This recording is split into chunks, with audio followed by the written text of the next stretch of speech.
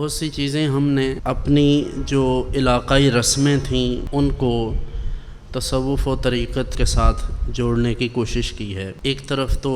یہ ایک حقیقت، اور دوسری طرف کچھ ایسے ناقدین، ایسے معترضین ہیں کہ جنہوں نے صوفیاء کرام رحمہم اللہ کی عزت و احترام اور ان کے غیر معمولی مرتبے کو اور مقام کو اپنے لیے مسئلہ بنا لیا، اور اس سلسلہ میں وہ افراط و تفرید کا شکار ہوئے، اور یہاں تک انہوں نے کوشش کی کہ تصوف کو ہی غیر اسلامی ثابت کر دیا جائے۔ اس سلسلہ میں راہ اعتدال یہ ہے کہ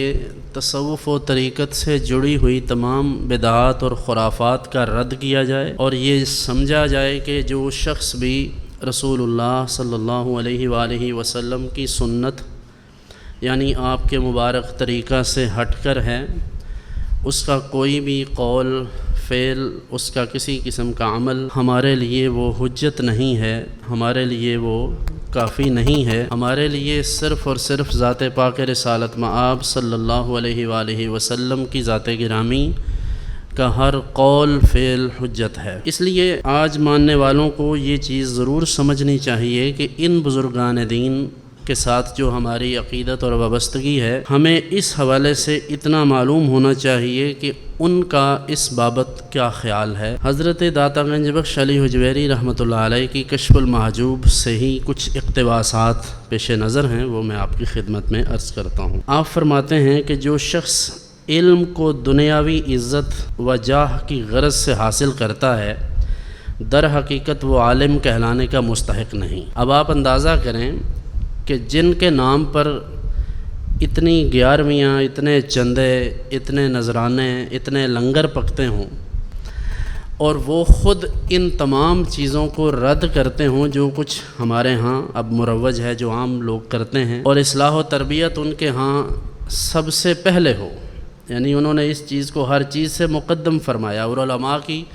تربیت فرمائی، اور ارشاد فرمایا کہ علم دین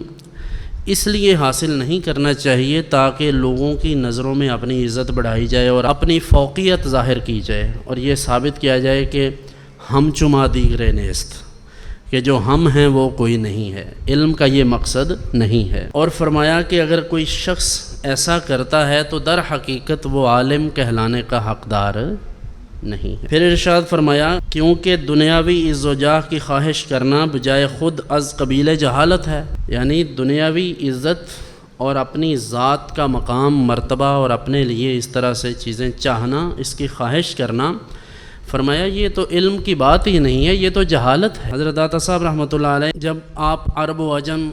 ماوراء النہر، بخارا، سمرقند، یہ رشین فیڈریشن کے جتنے یہ علاقہ جات ہیں، اور یہ ایشیائی کوچک وغیرہ، ان تمام کا آپ سیر و سیاحت کر چکے ہیں، یہ تبصرہ ہے اس زمانے کے لوگوں پر آپ کا۔ آپ فرماتے ہیں اللہ تعالیٰ نے ہمیں ایسے زمانے میں پیدا کیا ہے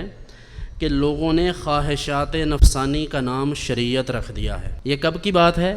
آج سے کم و بیش 1000 برس پہلے کی۔ اب کے کیا حالات ہوں گے آپ اندازہ کر لیجئے۔ اس کے بعد ارشاد فرماتے ہیں دل میں کینہ رکھنے کا نام حلم رکھ دیا ہے، بردباری رکھ دیا ہے، اور فرماتے ہیں حب جاہ کا نام لوگوں نے عزت رکھ دیا ہے۔ اپنی محبت، اپنی ذات کی برتری، اپنے لیے سارا کچھ چاہنا، یہ لوگ سمجھتے ہیں یہ عزت ہے، اور فرمایا تکبر کا نام علم رکھ دیا ہے۔ اب آپ اندازہ کیجئے، یہ ہے بزرگان دین کی اصل تعلیمات،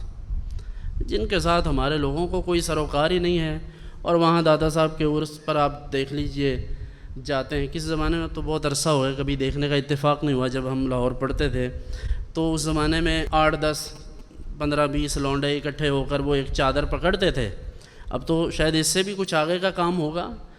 تو یہ اس وقت کی بات ہے جو میں نے اپنی آنکھوں سے دیکھا کہ وہ چادریں پکڑ کر ساتھ ڈھول بجاتے تھے، اور کچھ ایسے تھے کہ وہ منہ میں مٹی کا جو تیل ہوتا ہے وہ ڈال کر یا پیٹرول ڈال کر، تو پھر وہ ایک شخص نے ہاتھ میں پکڑی ہوتی تھی آگ جس پر لگی ہو کسی لکڑی وغیرہ پر، تو وہ بعد میں وہ اس کے اوپر کرتا، وہ پھونک مارتا تھا تو اس کو آگ لگتی تھی، گویا کہ ایسا لگتا ہے جیسے منہ سے آگ نکل رہی۔ اب ایسی خرافات اور ایسی جہالتیں بکھیرنا اور پھر کہنا ہم داتا صاحب کے ملنگ ہیں، یہ تو نہایت احمقانہ بات ہے۔ اور پھر اس پر مستزاد یہ کہ جو لوگ انہیں سپورٹ کرتے ہیں اور انہیں سمجھتے ہوں کہ یہ اللہ کے ولیوں کو ماننے والے ہیں، بھائی یہ تو ان کو بدنام کرنے والے لوگ ہیں، اور ان کو ماننے والے لوگ انہی کے پہلو میں دفن سید صاحب سید ابو البرکات رحمۃ اللہ علیہ جیسی شخصیت۔ لاہور میں اتنا بڑا نام تھا، اب تو ہر گلی محلے میں مفتیان کرام موجود ہیں، ہر ایک دوسرے کے ساتھ لڑتا ہے۔ ایک وہ وقت تھا کہ حضرت سید صاحب رحمۃ اللہ علیہ کو لوگ اتھارٹی سمجھتے تھے، اگر کسی بات پر وہ فتویٰ دے دیتے تو لوگ کہتے تھے سید صاحب نے کہہ دیا، اب ہم کوئی بات نہیں کریں گے، اور یہ صحابہ کا طریقہ ہے۔ تو یہ شخصیات اس طرح سے ایک دوسرے کا ادب اور احترام کرنے والے لوگ تھے۔ تو حضرت داتا صاحب کے ملانگ تو سید صاحب جیسی شخصیات